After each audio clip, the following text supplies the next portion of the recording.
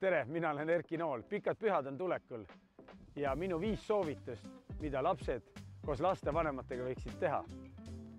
Kindlasti kõige tähtsam, liikuge võimalikult palju õues.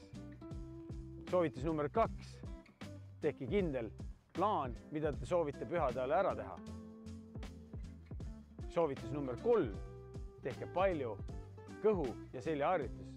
Soovitus number 4, kasutage kodused võimalused jalgade harjutuseks. Täiskükk on see, kus inimese organism kasutab kõige rohkem lihaseid. Üle 200 lihasgrupi, nii et kõige efektiivsem harjutus tehke koos lastega täiskükke. Ja soovitus number 5, mis on spordis kõige tähtsam, rutiin. Tehke iga päev teatud kellaajal oma harjutused ära. Häid pühi!